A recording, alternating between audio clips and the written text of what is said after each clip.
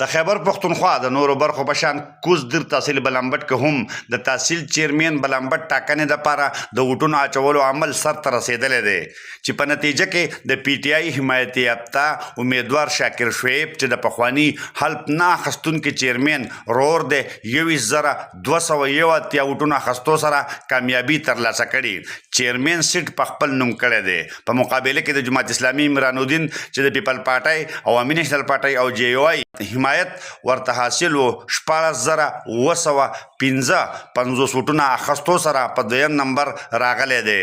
په دې سلسله کې د تحصیل بلمبټ په سطحه د 1,40,000 ووټرانو چې پکې 80,300 نه زیات سړي او 65,000 نه زیات زنانه شامل دي یو کم سل پولینګ سټیشن جوړ شو چې پکې 216 پولینګ بوت قایم کړی شو نارینه او زنانو خپل ووټ استعمال کړی دی د ووټ عمل د سهار 8 بجو نه تر ماښام 5 بجو پورې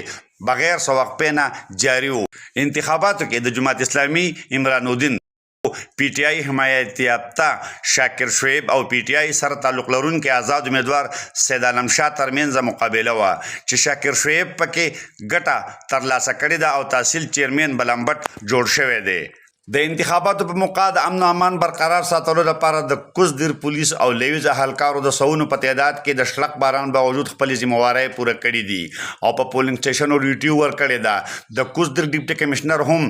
د کوټو حاجي آباد په شمول نورو پولینګ سټیشنو کتنه کړې ده او د الیکشن کمیشن لخوا په شوي انتظاماتو د اطمینان اظهار کړی دی پولینګ عملی او د امن امان برقرار ساتلو لپاره پولیس او دیر لیوز اهلکارو د کردار ستاینه کړې ده د نه علاوه د کوزدر ډیپټي کمشنر واصل خان د امن امان برقرار ساتلو د په یو سلسلويخ نپاز هم کړی و دا نشست د پی ټي آی عاصم شعیب په چا چې د 9 مې تیمرګرې چوڼۍ اور اچولو الزام کې مقدمه درج کړې شوې حلف نه اخیستو په وجه خالی شوی چې ضمني انتخابات پې وشو او د هغه رور وګټله محمد اسرار خیبر نیوز چکدره کوزدر